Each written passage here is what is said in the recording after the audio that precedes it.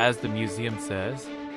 In the 4 hangars of this 20-year-old museum, planes from World War II are on display. And every plane here can be flown.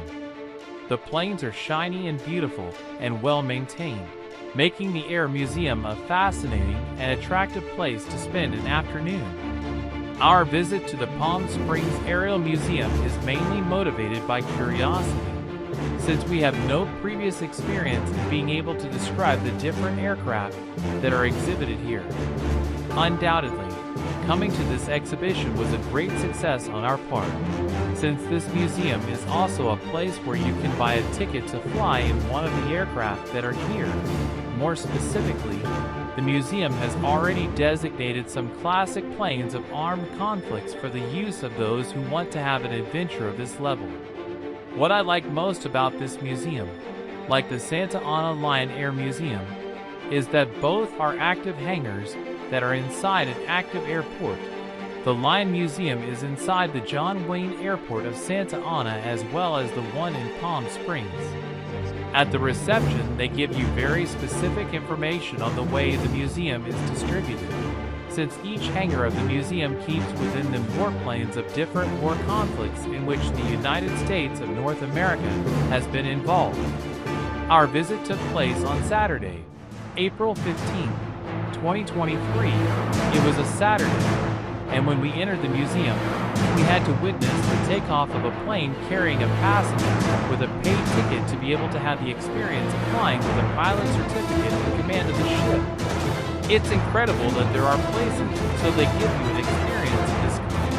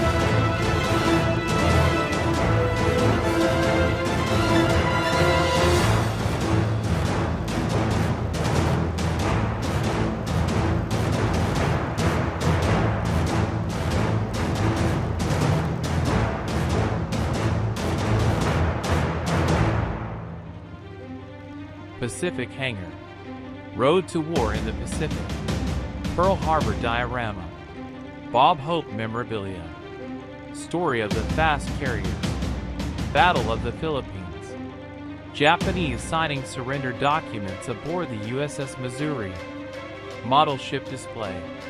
Many of our airplanes are fighter planes. They usually had single engines with only one pilot. They were used for aerial combat and to support the troops on the ground. This airplane is a Warhawk P-40N Curtiss. Warhawk is the name of the aircraft, and P-40N is the model. AC stands for Army Air Corps, and Curtiss is the manufacturer of the aircraft. The Warhawk P-40 was America's first fighter when the United States entered World War II. Dive bombers were about the same size or a little larger than a fighter plane.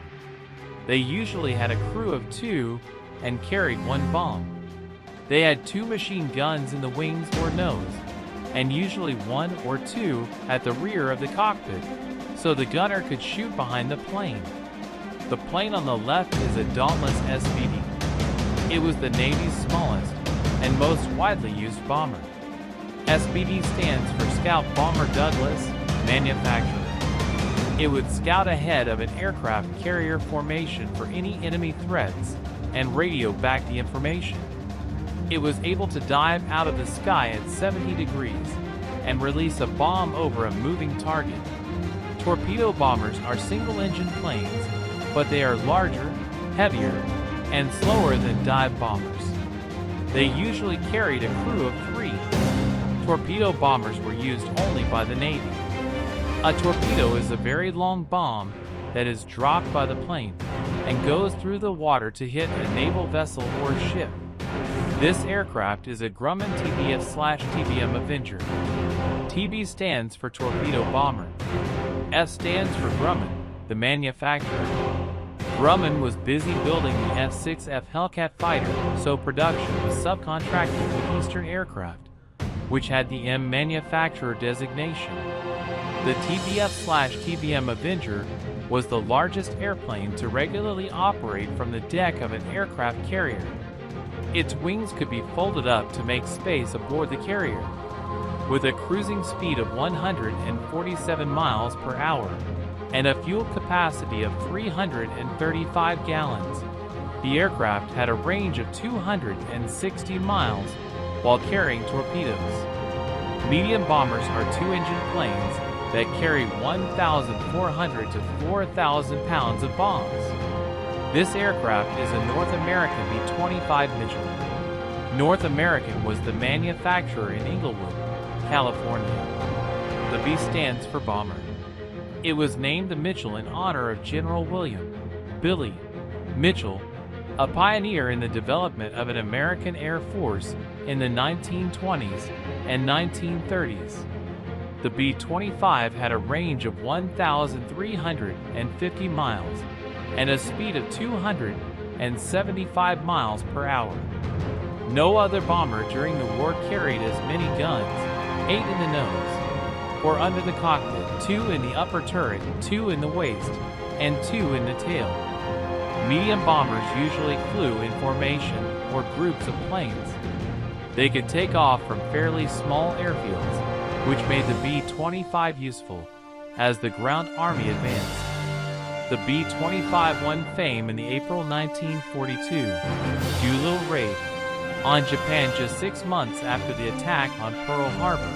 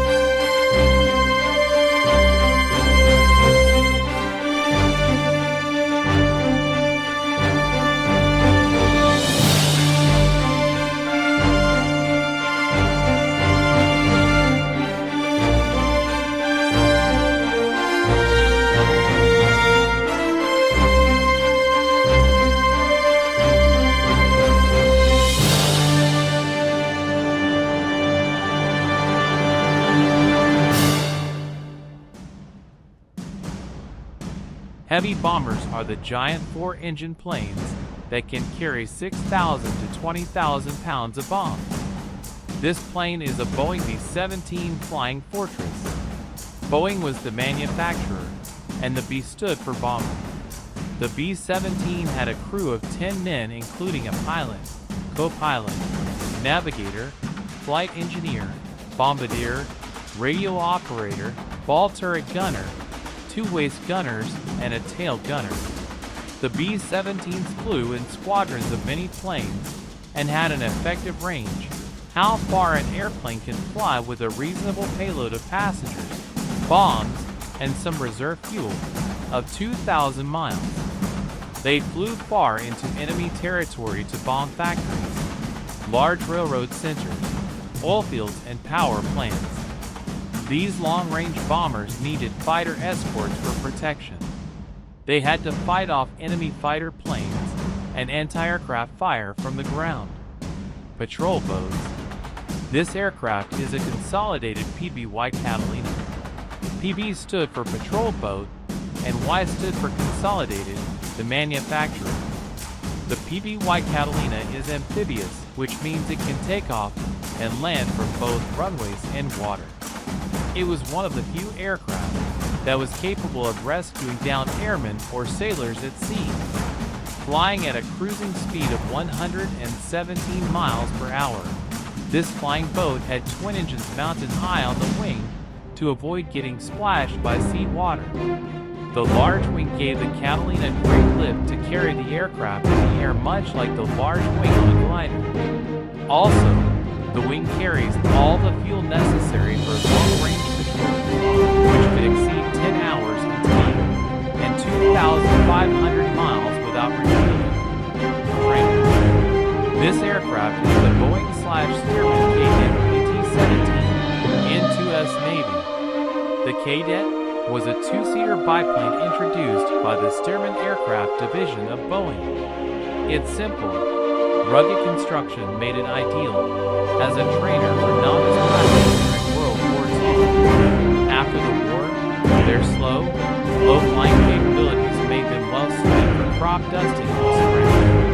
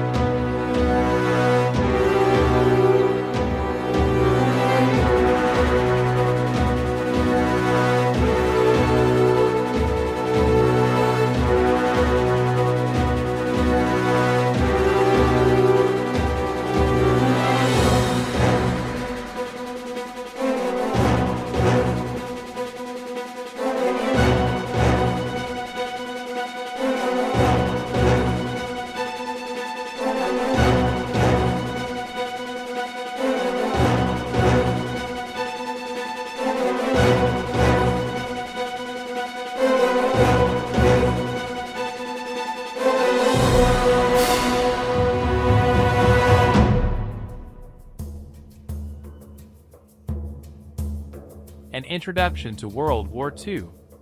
On December 7, 1941, the alarm, "Air raid Pearl Harbor. This is no drill," came without warning for the U.S. Armed Forces serving on Oahu in Hawaii. During that surprise attack, Japanese bombs killed about 2,400 Americans and damaged or destroyed 21 ships and 347 aircraft. The next day, the United States declared war on Japan and entered World War II. Even as smoke still billowed out of USS Arizona and the other ships of the devastated Pacific Fleet, a stunned nation rallied. In response, nearly 16 million Americans served in the military to avenge Pearl Harbor. For almost 4 years of sacrifice and commitment, American airmen, Coast Guardsmen, Marines, Merchant Marines, sailors, and soldiers served their country during World War II.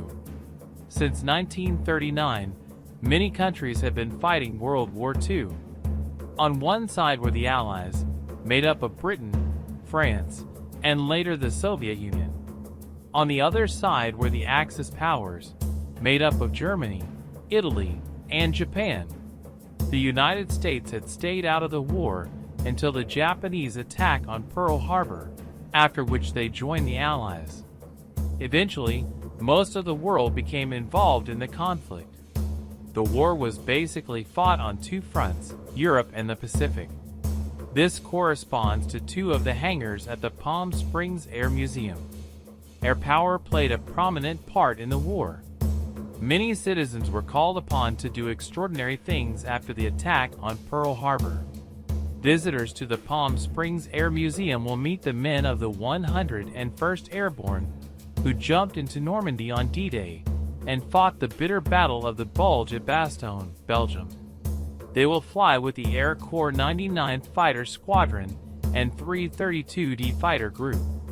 Now better known as the Tuskegee Airmen, these African American pilots would distinguish themselves over North Africa, Sicily, and Italy, flying more than 3,000 missions in Europe and destroying almost 300 enemy planes. Several veterans would find their military experiences of use when they later became President of the United States and the Commander-in-Chief. General Dwight D. Eisenhower, Harvard-educated John F. Kennedy, Texas Congressman Lyndon Johnson, California lawyer Richard Nixon, University of Michigan athlete-turned-attorney Gerald Ford, Illinois-born actor Ronald Reagan, and 18-year-old recent high school graduate George H.W. Bush were among the many patriotic Americans who supported the war effort. In July 1942, President Franklin Roosevelt signed into law authorization for women's units in all branches of the armed services. The Navy bill established the Navy Women's Reserve, WAVES. The Navy specified that women would be restricted to the performance of shore duty within the continental United States only, and shall not be assigned to duty on board vessels of the Navy or in combat aircraft. The same law authorized the Coast Guard and the Marine Corps to establish women's units. The Coast Guard set up a women's reserve called the SPARS, an acronym using letters of the Coast Guard motto, Semper Paratus, always ready. The leadership in the Marine Corps opposed setting up a women's reserve and held back for several months. With the high number of Marine casualties in the Pacific War, the Marine Commandant relented and the Marine Corps Women's Reserve, MCWR, was established. Over 150,000 women served as Women's Army Corps, WAC, offering vital assistance to the Army and Army Air Force. One of the first duties was to serve at aircraft warning service stations. Almost half their volunteers served with the Army Air Force and worked as aircraft mechanics.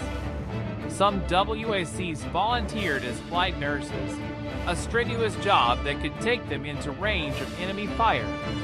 The Women's Auxiliary Ferrying Squadron, WAFS, delivered aircraft from factories to air training bases.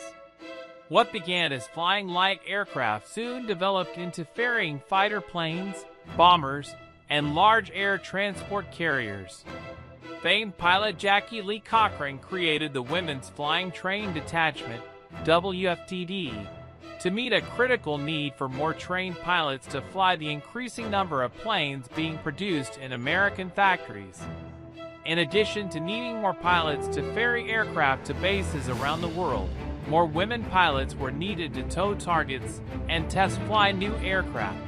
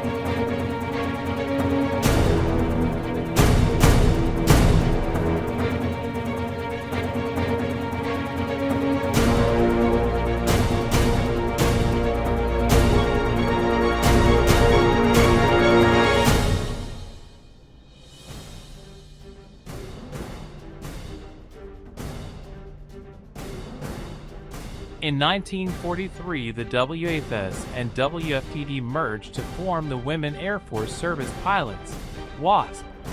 Despite vocal opposition to training women pilots, the program had marked success. The WASP made important contributions to World War II and enhanced careers for women aviators. These examples are only a few of the nearly 16 million stories of the men and women who proudly wore the U.S. uniform during the Second World War. Some became famous.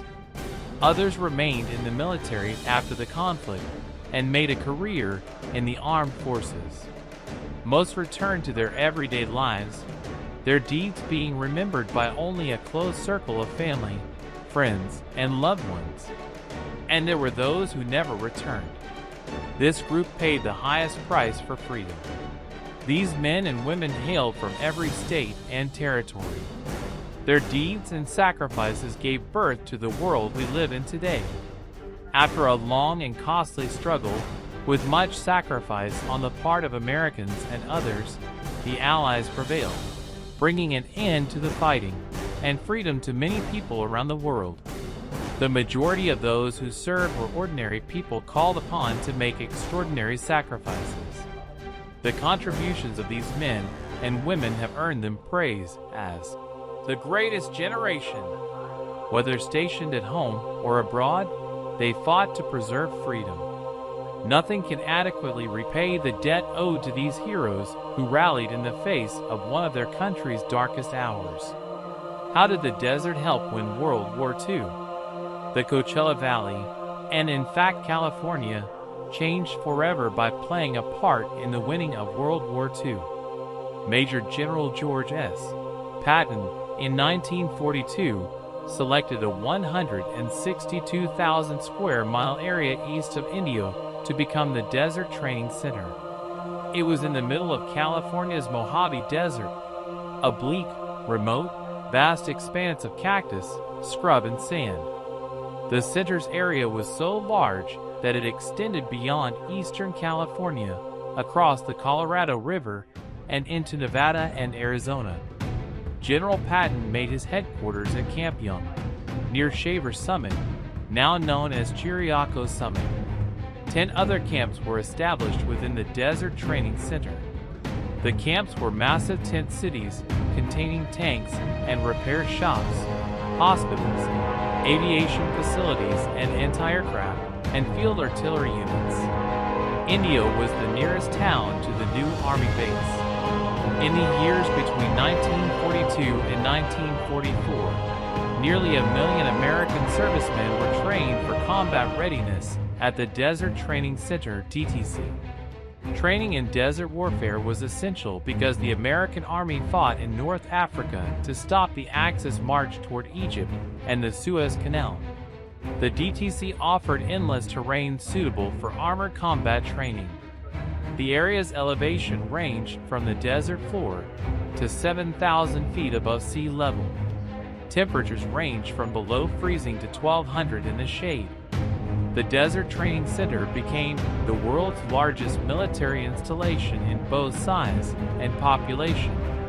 On April 30, 1944, 2 years after its inception, the training center was closed by the Army, and the camps were abandoned to the desert. But their legacy remains. Why was the desert location appropriate for the training center? The major reasons the Desert Training Center was located nearby were: 1. Varied desert terrain. 2. Availability of water from the Metropolitan Water District's Colorado River Aqueduct. 3. Availability of electricity for its headquarters, Camp Young, from the Hayfield Pumping Station. 4. Proximity to the Southern Pacific railheads in Indio and Coachella that could be used as supply depots. 5. Lack of a huge population that would be inconvenienced or hurt. 6. Contours of the land made it possible to conduct 100-mile marches without opposing troops sighting each other. Picture the following scenario. You are following a 5-mile long convoy of Army vehicles. These include Sherman tanks, jeeps, and 2.5-ton trucks that carry soldiers and command cars for officers. As the convoy continues, a strong wind from the north fills your eyes with sand. Your eyes are already gritty from the churned-up dust of the vehicles you are following. As you trudge along, you see thousands of empty acres of wilderness ahead of you. You begin to realize you will have to march as far as you can see in the temperatures of 120 degrees.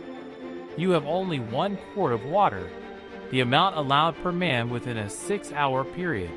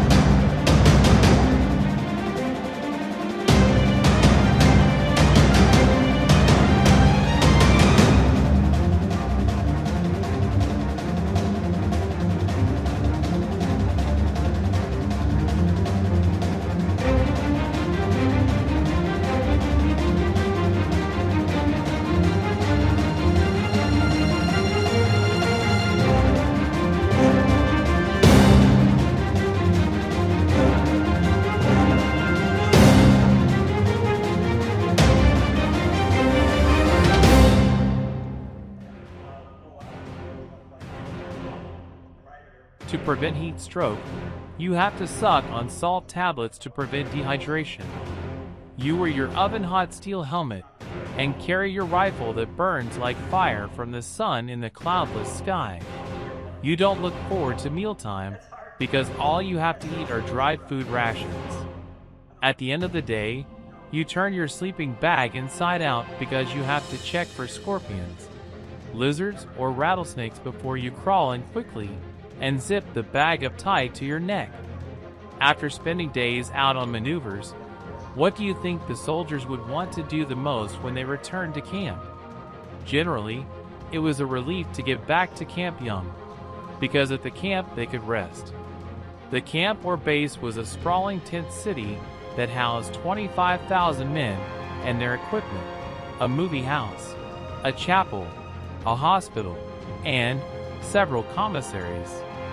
Commissaries are government stores where food and other necessary items are available for purchase.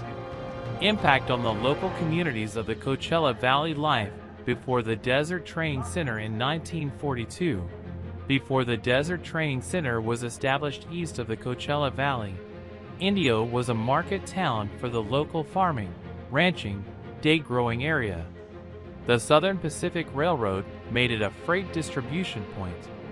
The completion of Highway 99 in 1922 helped shape Indio's character, as the increased traffic led to the opening of many service stations and garages.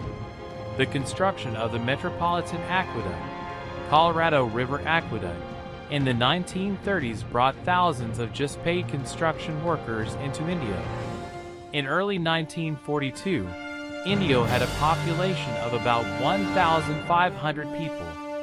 Downtown Indio consisted of a bank, one motion picture theater, a few restaurants, 2 weekly newspapers, 2 hospitals, a mortuary, 5 hotels and apartments, courts, auto camps, and 2 small department stores and grocery stores.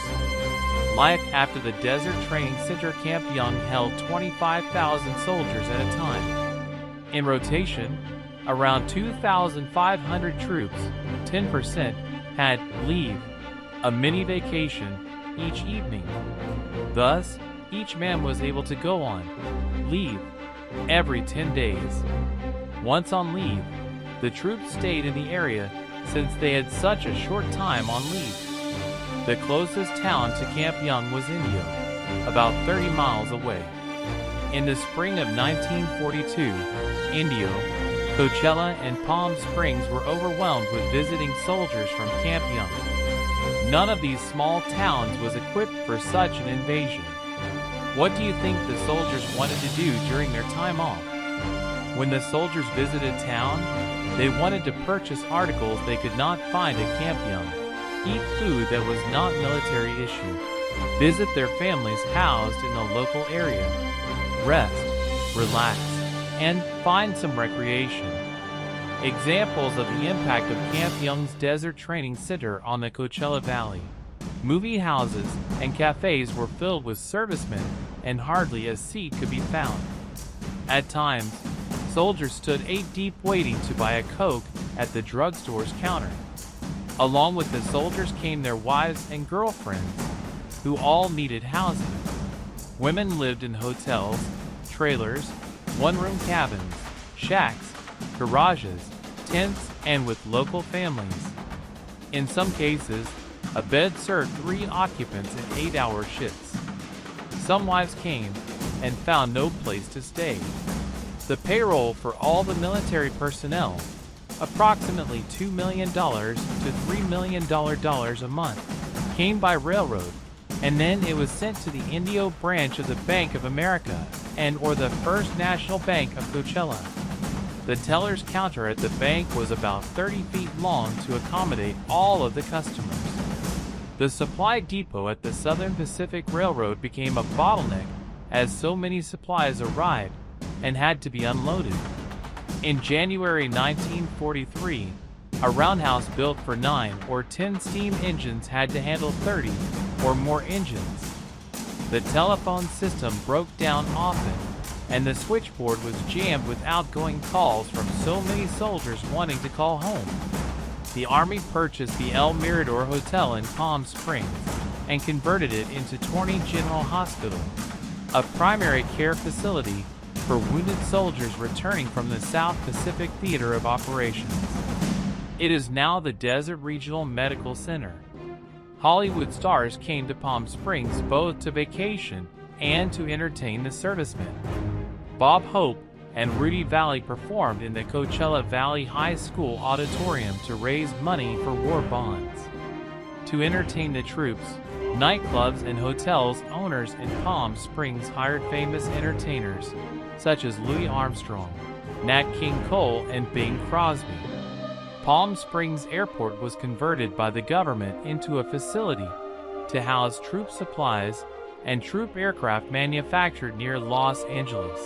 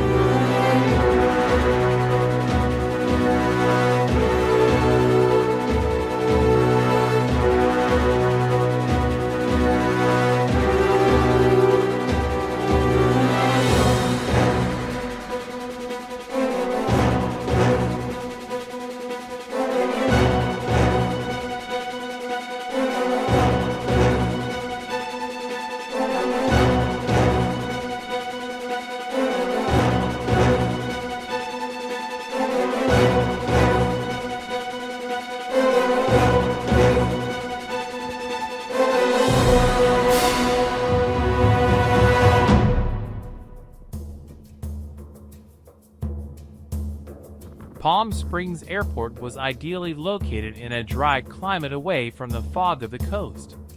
Army barracks, buildings with beds to house troops, lined Tahquitz Way.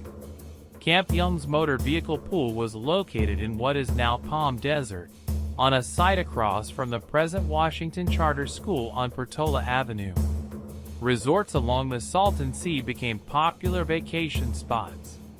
Thermal Air Base was established as a backup to March Field in Riverside.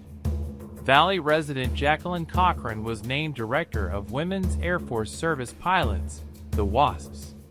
Coachella's trading post became a USO, United Service Organizations, a non-profit organization whose mission is to support the troops by providing morale, welfare, and recreation-type services. Soon, there were 2 USOs established in Indio. Think about it, what would it be like if suddenly 25,000 people moved into our local area today? What type of positive things might happen? What might be some of the problems? Women in industry. As millions of able-bodied men went into military service, new sources of workers entered the job force. During the war, many women went to work outside the home for the first time. They worked in factories, steel mills, shipyards, and offices. They also ran family businesses and farms. Between 1940 and 1944, more than 6 million additional women joined the workforce. Many of them worked in non-traditional factory jobs in the aircraft and shipbuilding industries. To meet the need for warplanes, aviation companies hired more than 200,000 new workers. As in other industries, A large number of the workers in the aviation factories were women. Although the women performed the same work as men in the factories, their wages were not as high as the men's salaries. Men still held most of the supervisory and managerial positions. The women were thought of as temporary substitute workers until the men returned home. U.S. air power was the deciding factor that determined the outcome of World War II. The progression of time has only enhanced the relevance and significance of air power upon the course of contemporary world events.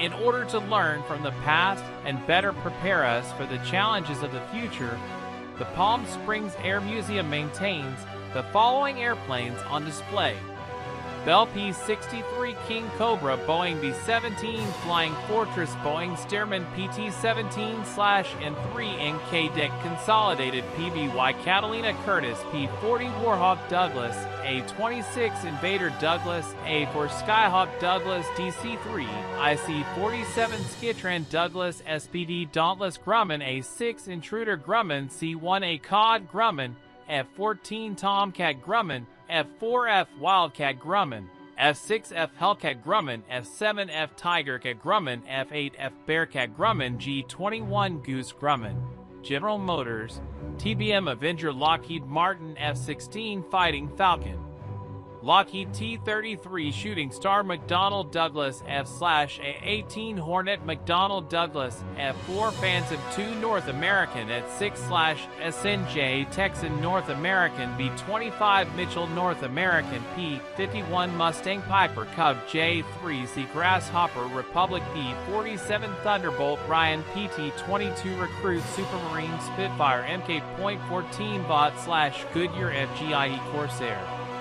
The Palm Springs Air Museum is dedicated to the restoration, preservation, and operation of America's legendary fighters, bombers, and trainers.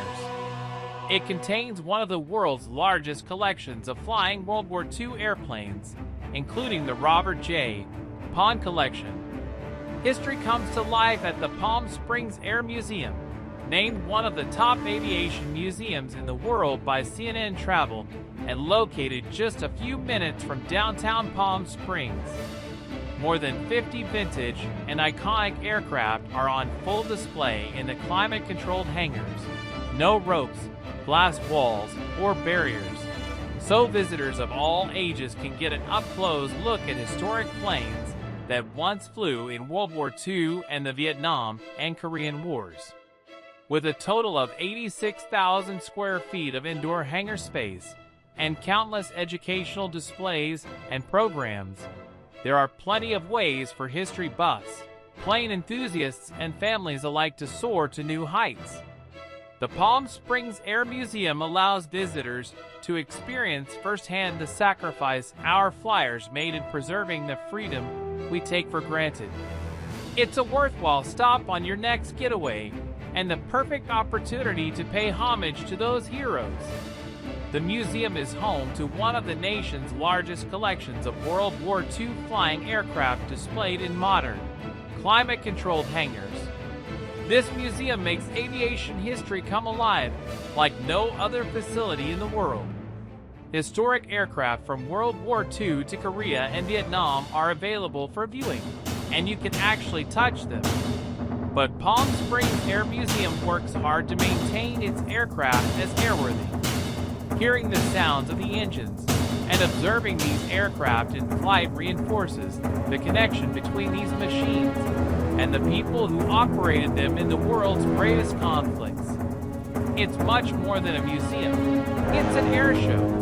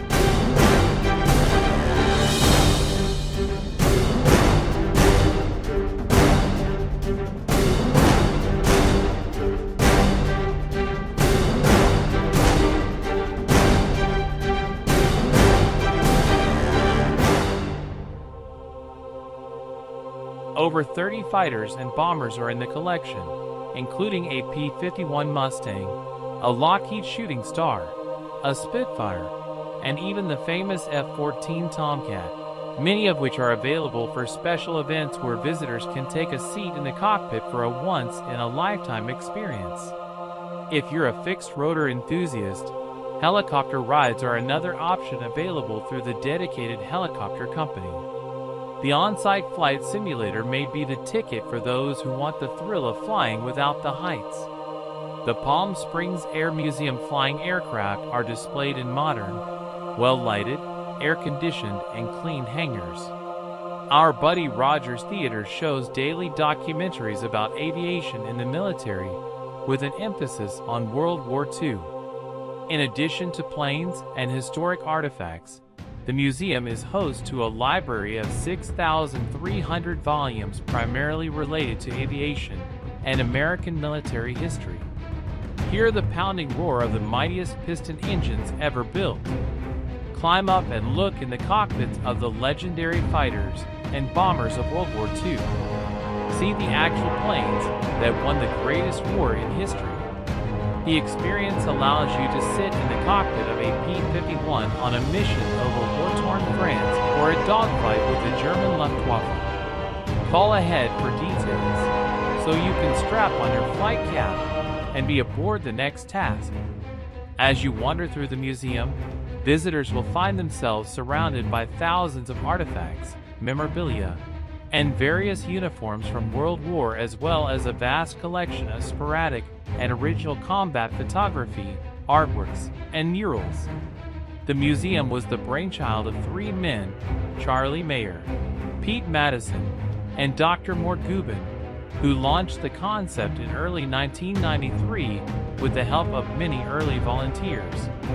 This trio enlisted the talents of Bob Pond, a former naval aviator who had a reputation as someone who got things done. Pond had a collection of former military aircraft in Minnesota and was willing to relocate them to Palm Springs to make the project move forward. But Pond's planes did something that similar ones could not. They could still fly, and many were in better than new condition.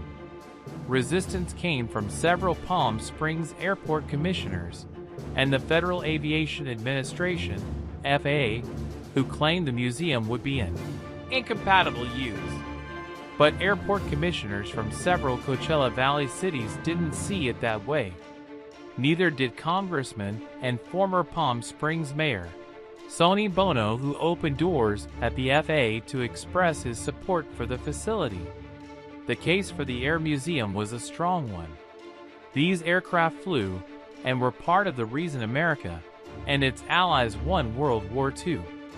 All commissioners stood tall when the final vote came in. The museum was approved without a single vote of opposition.